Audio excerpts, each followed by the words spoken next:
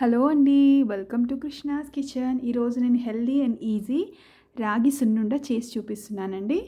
రాగి సున్నుండ అంటే ఏమీ లేదండి, మనం ఎలాగైనా సున్నుండ అంటే మినపప్పుతోనే చేసుకుంటాం కదా.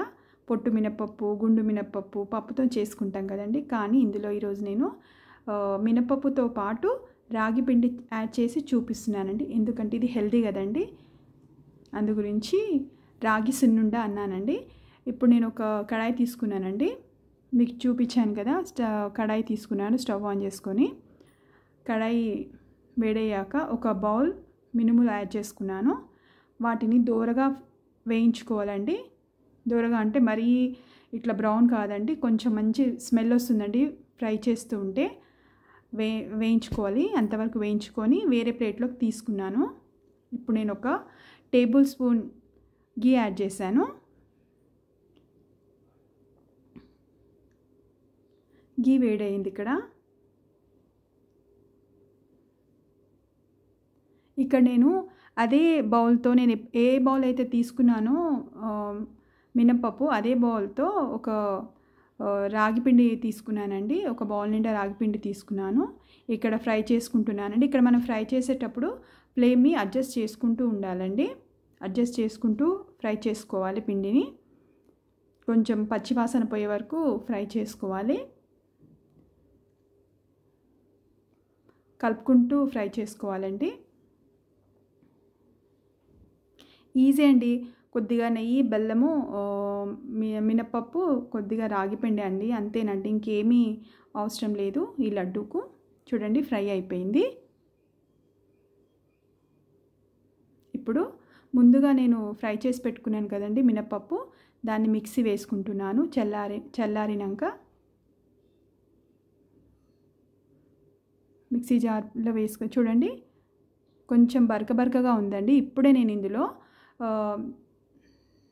తీపికి సరిపడా బెల్లం యాడ్ చేసుకుంటున్నాను. ఒక బౌల్లో తీసుకుంటున్నాను, సరిపోతుంది. కొంచెం ఎక్కువ స్వీట్ తినే వాళ్ళు కొద్దిగా ఎక్కువ తీసుకోవచ్చు. ఇప్పుడు ఇంకోసారి మిక్సీ జార్ పడుతున్నాను. చూడండి, పూర్తిగా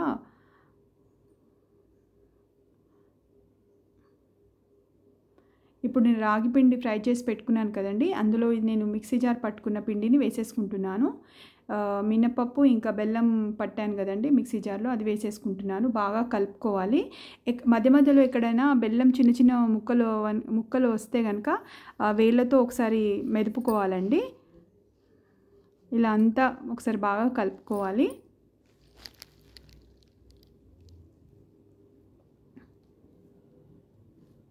ఇక్కడ నేను ఒక బౌల్ నెయ్యి తీసుకున్నానండి, వేడి చేసుకున్నాను.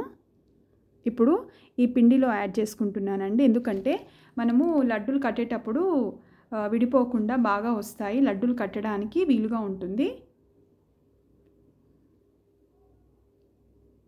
నెయ్యి కొద్దిగా వేడిగానే ఉండాలండి, అంటే మరీ వేడిగా కాదండి, కొంచెం వేడిగా ఉండాలి.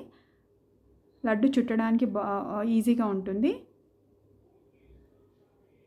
మన ఇష్టం అండి, పెద్దగా అంటే పెద్దగా చుట్టుకోవచ్చు, లేకుంటే చిన్నగా చుట్టుకోవచ్చు. కొద్దిగా నెయ్యి యాడ్ చేస్తూ కలుపుకుంటూ చుట్టుకోవాలండి.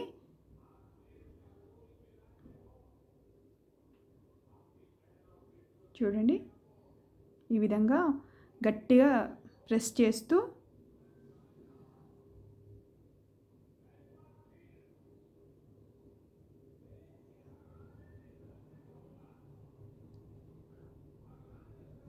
ఫింగర్స్తో ప్రెస్ చేస్తూ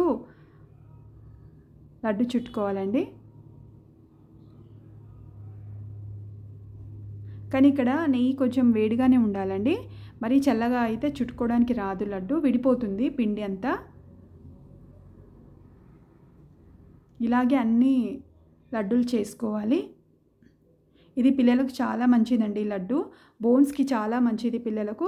రోజు పిల్లలకు ఒక లడ్డు ఇస్తే వాళ్ళు హెల్తీగా ఉంటారు. ఇంకా స్నాక్స్గా టిఫిన్ బాక్స్లో ఇస్తే కూడా మంచిదండి. అంతేనండి, రెడీ అయిపోయాయి రాగి సున్నుండ లడ్డు రెడీ అయిపోయాయండి. ఒకసారి మీరు ట్రై చేయండి.